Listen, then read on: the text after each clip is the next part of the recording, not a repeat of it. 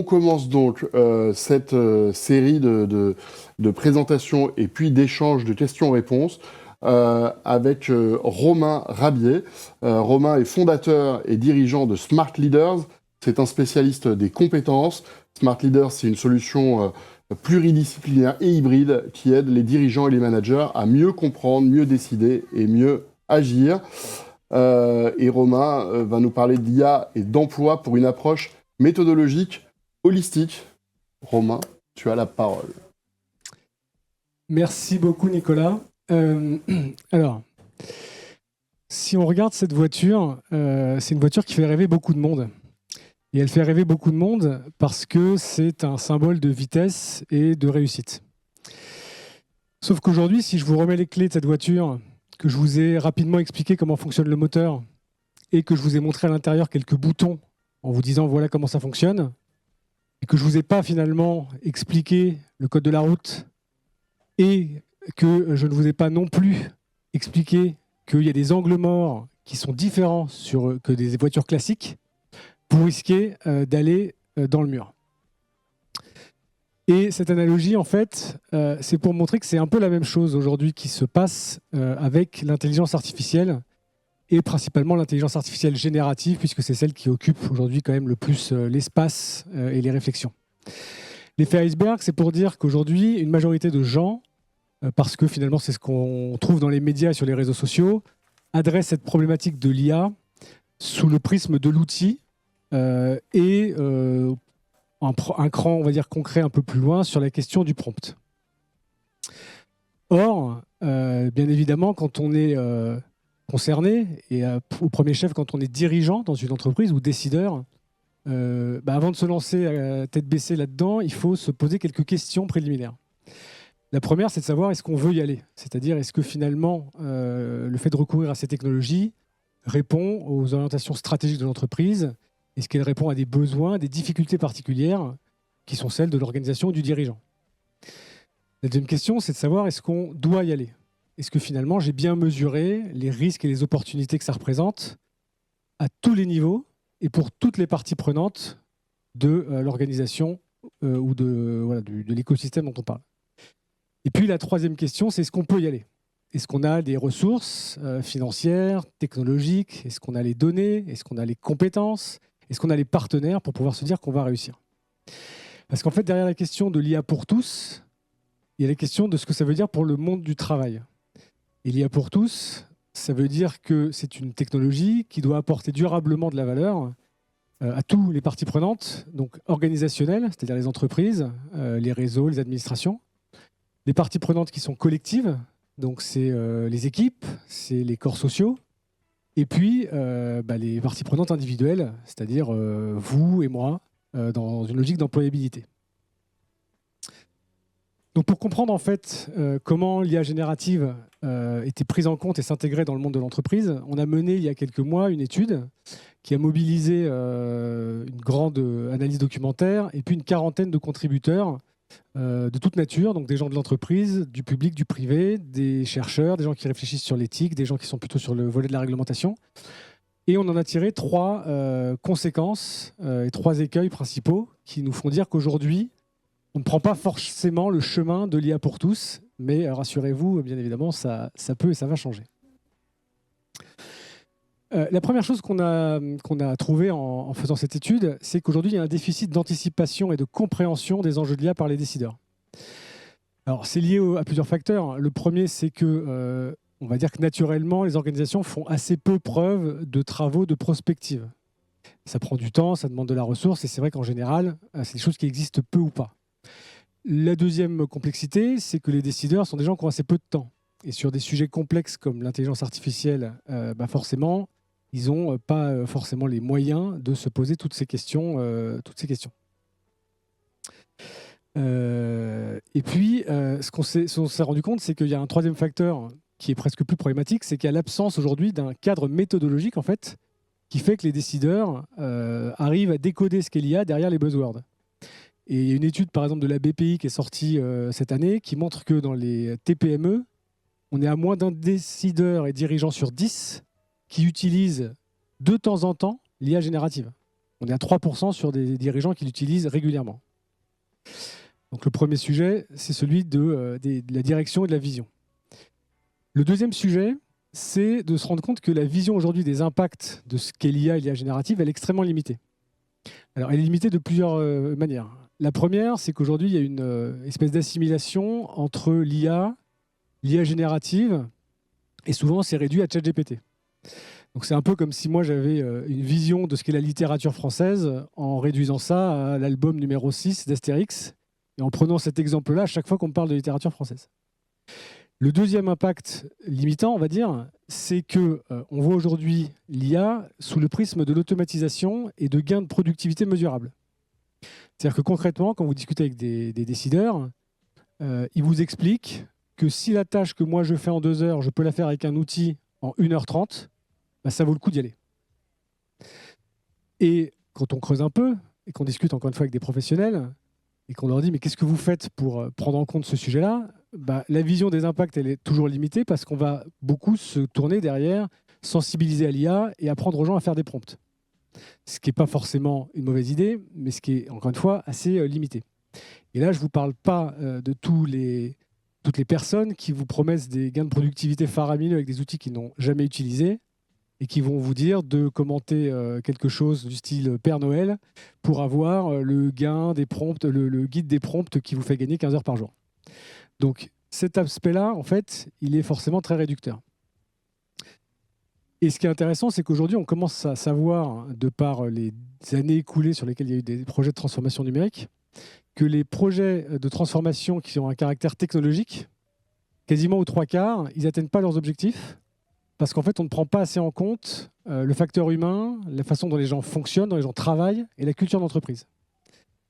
Et donc, ça m'amène à mon troisième point, qui est qu'aujourd'hui, en fait, quand on creuse et quand on discute avec donc, des RH, des managers et des dirigeants, on se rend compte que la population managériale, qui est celle qui finalement est à l'intersection entre la vision de l'entreprise et puis l'accompagnement des équipes, elle est très insuffisamment impliquée. Alors pareil, il y a plusieurs natures. Déjà sur l'aspect outils, il y a pas mal d'organisations qui interdisent par exemple le recours à certains outils d'IA. Dans d'autres, il y a seulement une frange des managers qui y ont accès, d'autres pas. Dans d'autres organisations, on les force à utiliser des outils, par exemple Copilot, parce que l'entreprise a la suite Microsoft, sans se soucier véritablement de savoir si l'outil répond à la problématique du manager. Et puis si on sort de l'outil, les managers, ils ont une autre problématique aujourd'hui, c'est qu'ils ont des collègues, des collaborateurs qui viennent les voir en leur demandant « mais qu'est-ce que ça va changer pour moi demain? Est-ce que mon métier est à risque? Est-ce que j'aurai un job demain ?» Et aujourd'hui, on remarque que très peu de managers sont outillés et accompagnés pour être en mesure de répondre à ces questions qui sont totalement légitimes et auxquelles forcément ils n'ont pas les réponses. Donc en fait, on se rend compte que c'est très compliqué pour un manager aujourd'hui d'être ambassadeur d'une transformation de cette ampleur si forcément ils ne sont pas convaincus de ce que ça apporte et qu'ils n'ont pas forcément conscience de ce que ça implique et qui parfois ils ne voient même pas de quoi il s'agit. Donc nous, derrière, on s'est posé la question de savoir quel était le problème, et je l'ai dit un petit peu en amont. On pense qu'aujourd'hui, il y a un problème d'absence de méthodologie du sujet qui permettrait en fait aux dirigeants d'appréhender cette problématique sous un angle global au service de toutes leurs parties prenantes. Et donc, si on essaye de se poser la question à l'inverse de la méthodologie qui permettrait de répondre aux écueils qu'on vient de citer, en fait, on peut les mettre un peu en miroir et on arrive à trois étapes. La première, c'est qu'en fait, on est dans une problématique qui nous dit il faut automatiser des tâches ou des processus. Donc, avant d'automatiser une tâche, peut-être qu'il faut se poser la question de savoir de quelle tâche on parle. Pour savoir de quelle tâche on parle, ce qui est intéressant, c'est de factualiser, de formaliser ce que font les gens dans les équipes, ce que font les gens chez vous quand ils travaillent. Sur le quoi et sur le comment. Le quoi, bon, bien évidemment, c'est la façon dont c'est ce qu'ils réalisent. Et le comment, c'est des questions comme les outils qu'ils utilisent, le temps qu'ils y passent, de quoi ils ont besoin, de qui ils ont besoin, avec qui ils discutent.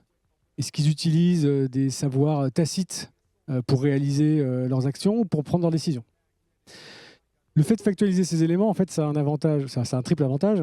Le premier, c'est que ça va permettre de qualifier mieux les problématiques de l'intelligence artificielle, en partant on va y venir des usages et donc des activités. Le deuxième, c'est que ça va vous permettre aussi, en tant que dirigeant ou décideur, de montrer que vous vous intéressez à ce que font les gens. Et donc, dans une société, on va dire, où il y a potentiellement un désengagement assez fort, ça peut être intéressant de montrer que vous vous intéressez à ce qu'ils réalisent. Et le troisième élément, c'est que ce travail-là va vous fournir de la donnée qui va vous permettre, si vous l'utilisez correctement, de piloter l'évolution de vos métiers et vos compétences. Donc ça, c'est un point qui nous paraît, nous, fondamental et quasiment le point d'entrée, on va dire, de la réflexion. Le deuxième sujet, c'est d'avoir un filtre méthodologique, holistique, global, à 360 degrés de ce que veut dire l'IA. C'est-à-dire qu'aujourd'hui, effectivement, il y a la question de la productivité, mais la question, c'est de savoir si on se pose suffisamment les questions de ce qu'il y a autour. Parmi les questions qu'on peut se poser quand on se pose la question d'automatiser quelque chose, c'est la question, par exemple, de la donnée. Est-ce qu'en entrée, j'ai les bonnes données, d'où elles viennent? En sortie, j'ai quel type de données? Est-ce que ces données présentent des risques de biais? Et quelles sont les conséquences, finalement, d'une mauvaise utilisation de données?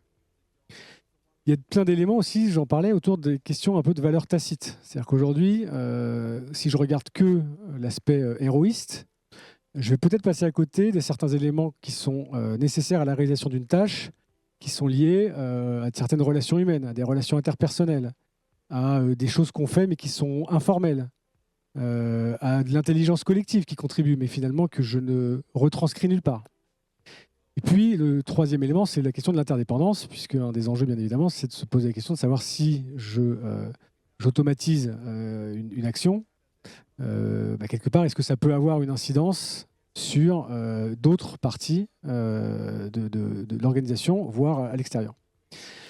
Et en fait, derrière ça, on se rend compte que ça pose une problématique, puisque on se rend compte que finalement, automatiser, ça présente de nouveaux risques, des opportunités, mais des risques, et que personne n'a envie finalement demain d'être l'entreprise qui aura créé un désengagement très fort ou une insécurité psychologique très forte, parce qu'elle aura choisi d'automatiser, on va dire, un peu à l'aveugle ou un peu à la va-vite, un certain nombre d'actions.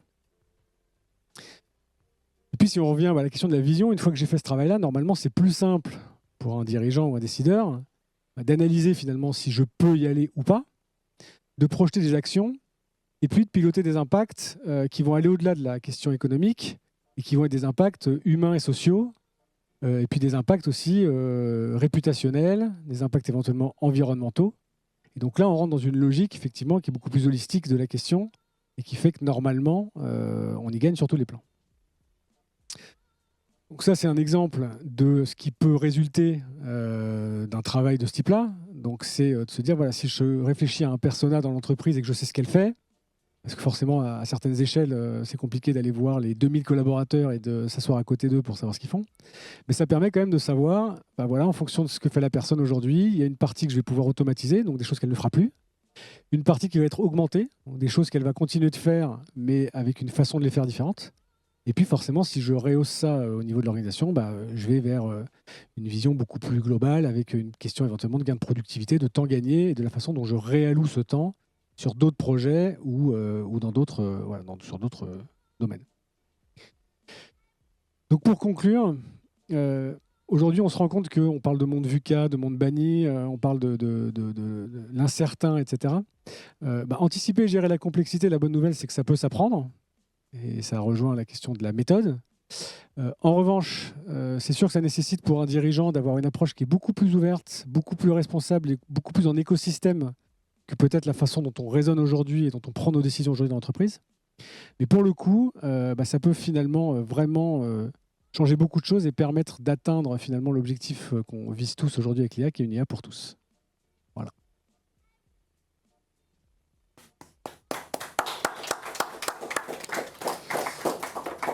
Merci Romain. Du coup, maintenant la parole est à la salle.